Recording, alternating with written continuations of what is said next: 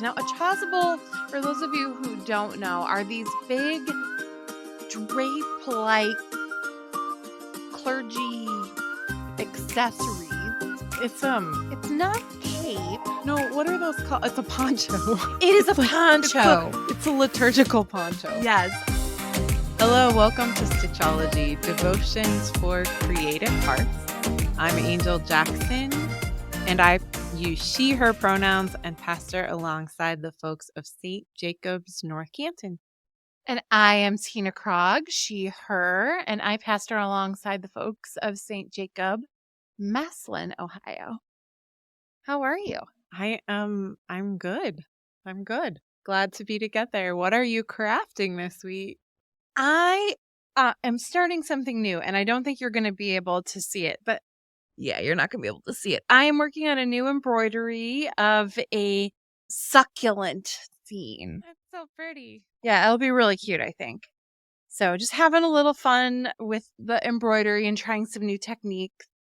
Cross stitch is my home base, but I'm needing a little pause because I've been doing some designing and I need to really limit my cross stitch thinking for designing for our next stitch along. So Excellent. Plus, that's going to be very summery, like something green, very summery. yeah, But you won't have to water it.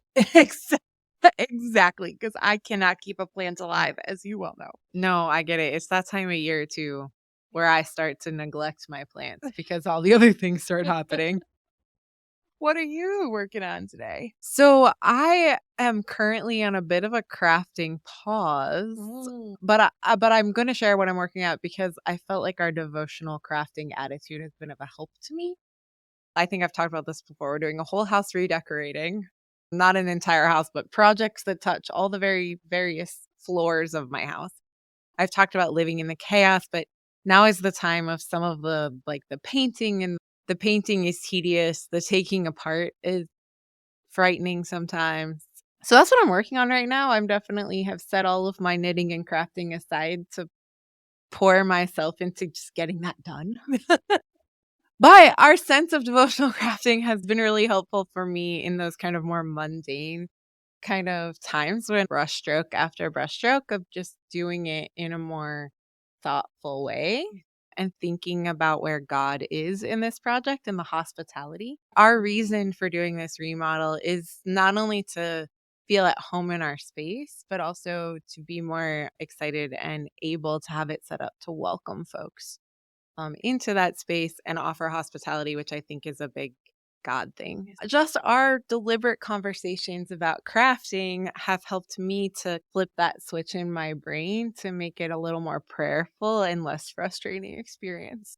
First of all, I would say that your and your spouse's attitude about hospitality is also a spiritual discipline. It is, yeah. Your family is just very good at that. It is one of your skills. Well, thank you. And I can tell you that lately I have been doing a lot of running around, a lot of moving pieces in the air, and editing the podcast has been a learning curve for me. And there were a few nights I was up super late doing some editing and I didn't get a chance to craft. And then Kevin said, okay, you really need to craft today. Because it's your prayer practice and it's your grounding. It is. And I am so thankful for having someone who gets how much I need it and encourages me to live into it. That's really lovely. That's like when my spouse tells me I should probably drink more water. Yeah. Like it's like your spouse is like, you should stitch. Yes. I love that. I love that. So many different ways of caring.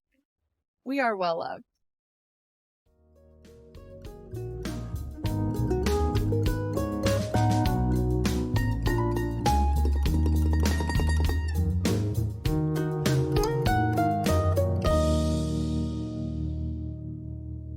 One of our other prayer practices is noticing where God is in the midst of life. So where have you seen God this week? I have a part 2 from my story from good old Linda from Clergy Image. She's a vendor who creates clothes for clergy women. She told me about this beautiful experience where she created a stole for someone in her family. I'm sorry, a chasuble, not a stole, for someone in her family who was going to be ordained. Now, a chasuble, for those of you who don't know, are these big drape-like clergy accessories. It's a It's not cape. no, what are those called? It's a poncho. It is a It's like poncho. it's a liturgical poncho. Yes, I feel like I wear a tablecloth when I'm wearing it. Yeah, yeah, yeah. But it is a liturgical poncho, and they're beautiful. They are also very hot, which is why I never wear them unless I absolutely have to. But she was making one for this beloved in her life, and she took white fabric from all of the women in her family from their wedding gown Oh my golly. and used that to make this beautiful, beautiful worship thing. And she was telling me that while she was working on it, she was listening to a dramatic reading of Genesis Oh, interesting. and how different it was for her to work on making clergy wear, which she does professionally for a living, right? That's her Mhm. job. But to make clergy wear while listening to this dramatic reading of Genesis and working with materials that were like the genesis of turning points in her family's life, and how that just really was this provocative experience for her. And she said, this is how she knows devotional crafting is real. Right? She had this very lived experience. And I mean, I just want to be friends with this woman. She's amazing. That's She wonderful. lives in like North Carolina, so she's too far away. But if you ever get a chance to see Linda at Clergy Image, you just need to talk to her for 20 minutes because it will be like the highlight of your week, I promise. That's wonderful. They're fantastic too with their fittings and their thoughtfulness that go behind what makes women comfortable and why we're wearing what we're wearing as order to feed our ministry and those kind of things. I really Yes. have thoroughly enjoyed my experience.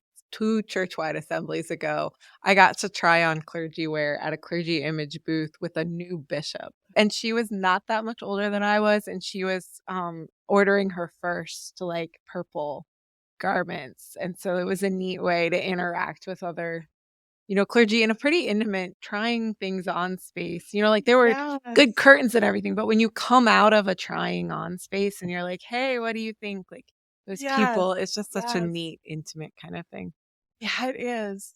She was also telling me that her business partner, they struggle a little bit with dressing the Lutherans because we want all the color. And so she has to restring the sewing machine with the right Yeah. the right colored thread.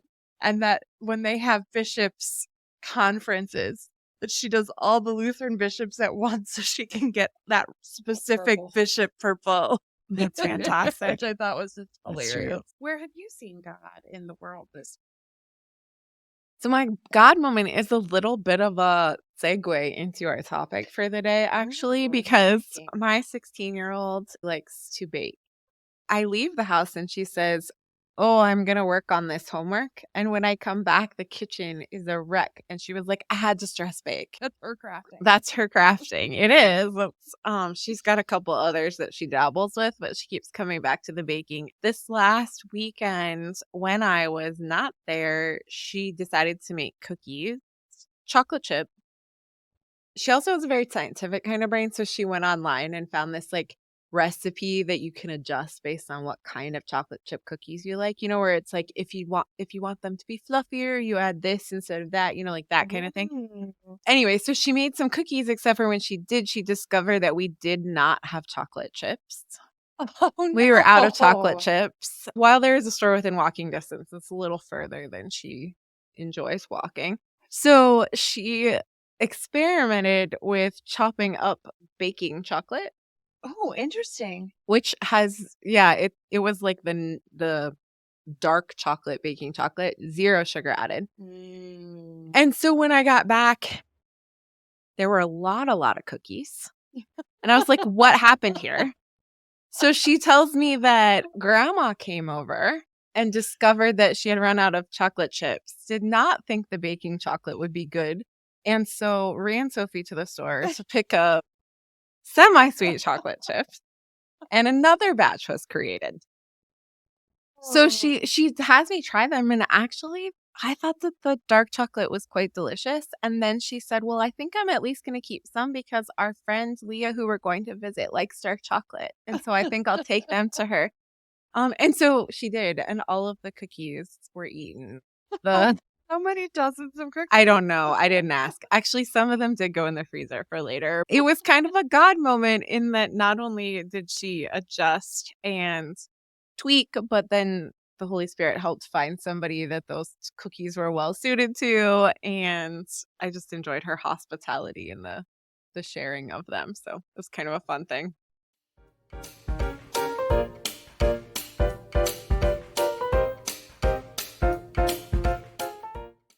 We're going to be looking at Matthew chapter 13. This is in Parable Mania section. Ah, yes. So can you give us a little refresher about what makes parables such a treat? Parables, right? Parables are when we say to Jesus, why don't you just say what you mean? Parables are a message within a story, which we've talked about before is cool because we are thinkers in story. Humans make stories out of things. It's the way we make sense of the world. Parables are stories that are meant to kind of just give one particular, fairly simple message, usually. We have a tendency to try to turn them into allegories and make everything fit, which is frustrating because it doesn't usually. No. But that sense of a story that is meant to teach us a lesson, but also allows us to put ourselves into different parts of that story. I also think that anytime someone tells me that they are pretty sure they know exactly what this parable means, I either think they're the second coming or I'm a little suspicious, right? Like anything I have to say about a parable, I want to preface with, well, maybe. I think we could read it like this, right? That's fantastic. Yeah. Because, only Jesus truly knows.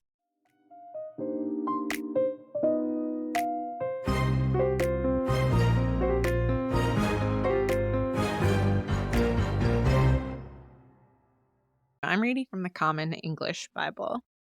Matthew 13, starting at the 31st verse. He, Jesus, told another parable to them. The kingdom of heaven is like a mustard seed that someone took and planted in his field. It's the smallest of all seeds, but when it's grown, it's the largest of all vegetable plants. It becomes a tree so that the birds in the sky come and nest in its branches. He told them another parable. The kingdom of heaven is like yeast, which a woman took and hid in a bushel of wheat flour until the yeast had worked its way through all the dough. Jesus said all these things to the crowds in parables, and he spoke to them only in parables. This was to fulfill what the prophet spoke. I'll speak in parables. I'll declare what has been hidden since the beginning of the world. It's a reminder that all of these images are biblical. We found them in that great book, Mother God. Mother God. I didn't really know much about bread baking in Jesus's day, so I decided to do my research thing. And I found out that there were all different sorts of bread. The language that's being used here is really talking about something specific. Wheat and barley, the grains that we associate with bread making, were hard to come by. The empire in particular often taxed those fields, and so it was difficult for people to be able to keep everything that they grew. And so very often bread was mixed with things like lentils or grains to be like a mix of a millet sort of bread, which we would now consider to be like multigrain, and yay for that. But it wasn't nearly as refined as how we would have a multigrain kind of bread today. And so what's curious here is that this mention of flour is more along the lines of the wheat and barley than the other types of grain flour. So it's probably like a more expensive kind of flour. Yeah, like the best. And the kind of flour that yeast works well in. Yeah. At St. Jacob's, we have been experimenting with gluten-free bread because we believe strongly in welcoming folks to the table. And the best way to do that is to have the most amount of people able to eat bread that's life-giving for them. But one of my favorite things to do with the kids is to make communion bread. Yes. And, like, I have this great recipe that just works perfectly, right? Like, they just mix it all together. They knead it however long that their attention span lasts. Yes. Stick it in a disc on a plate. It kind of rises when you bake it, and it's lovely. But it's not gluten-free. So I found a gluten-free flatbread recipe like that to try with the kiddos. And it was it ended up tasting like that Play-Doh that you make with basically just like salt dough. Like it ended up tasting like that with a similar it was bad. And God bless my folks because they choked it down for a week or two when I was like, the kids made this, right? Since then, we've been going with a purchased loaf of gluten-free bread that is more palatable. But so I'm with you. The wheat, which is the problem in the gluten, is it makes for bread that rises and tastes good. And tastes delicious. So we're talking then about 3 measures of flour, Okay. which would be about 100 loaves. Oh, I was picturing 3 cups.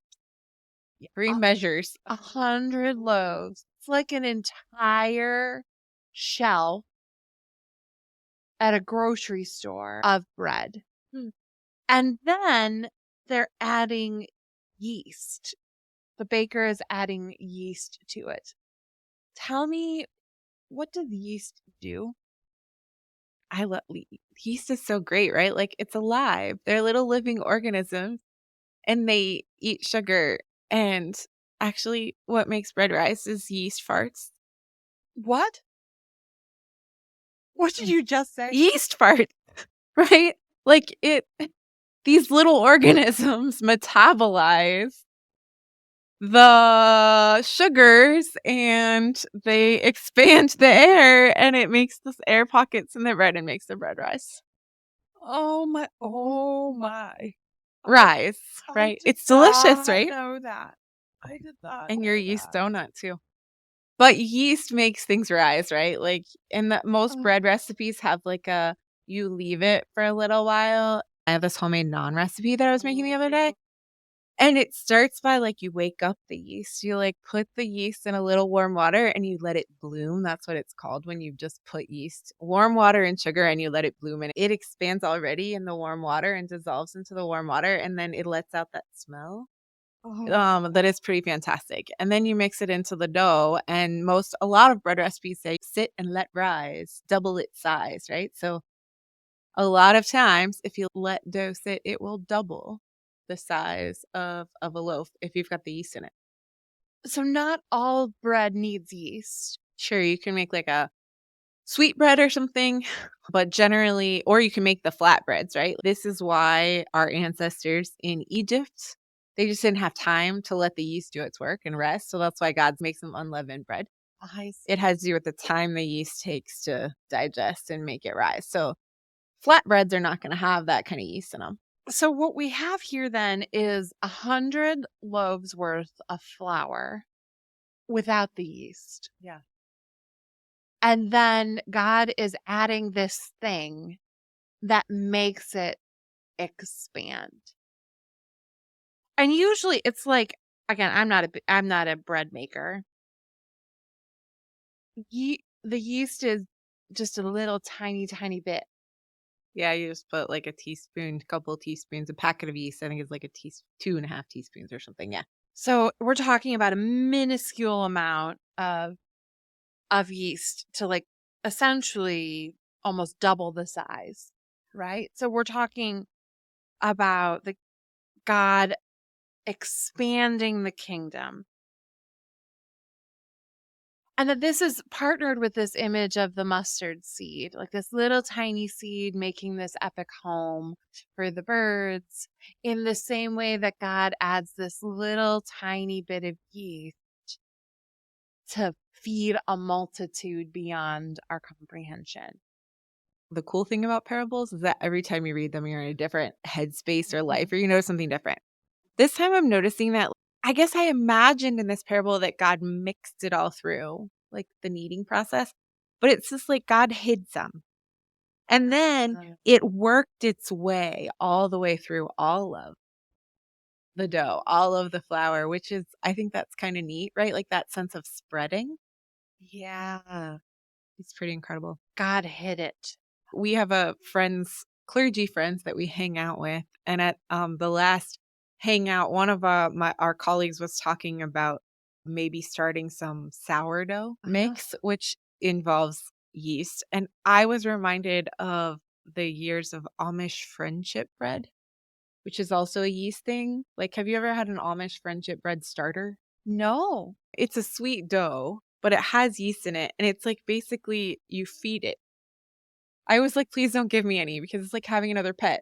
Every day you like add, like maybe you add some sugar, or you add some flour and you mix it and then you like cover it and let it set. And then the next day you like mix and it's like a whole thing. And like 10 days later you make dough. But before you make dough to make the bread, you cut your starter and you're supposed to give it away to friends. I see. 4 friends get a starter to start making their own, and then you start over with the amount that you originally had. Oh, I love that. It is a really cool thing, though it spread so quickly within my last congregation that finally we had to be like, "Stop. No Like, I more. can't have any more. I can't." No more Yeah, bread. no more bread, And so that's a sourdough? that one is a sweet bread, It's a sweet but you bread. can do the same thing with sourdough.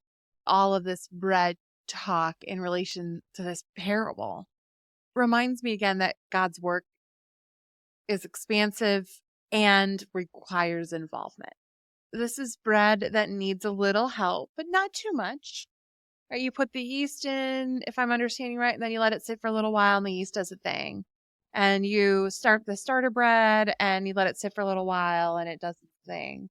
The yeast part, but then, yeah, like, it would need kneaded, right? Like, if you're gonna make a good loaf of bread from, like, that kind of starter, this kind of flour, it would be kneaded, and then it would need baked to the right temperature, so I think you're right. There's, like, a little bit of self-starter and spreading, and then some tending involved too. And that God is saying, this is what God's tending to the kingdom looks like. That I'm going to give you a little bit of self starter. It needs to be tended to, but if we partner together with a little bit of work, it's going to grow and expand. Mm. Yeah, I really like that expansion piece. That makes sense. It seems to match with the entirety of the Bible story about God's economy being so much bigger and more generous than we can ever imagine. Yeah. Why are we saying this is a feminine image? Yeah. Well, who makes bread, right? Like traditionally, especially in Jesus' time, it would have been the woman's job. The women would be tending to the bread.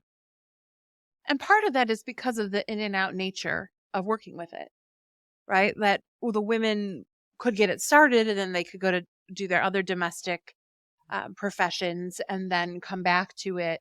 Whereas if you were out working in the field, you really couldn't be running back and forth across huge fields to come back and add the next little bit of ingredients or to knead it for a little bit.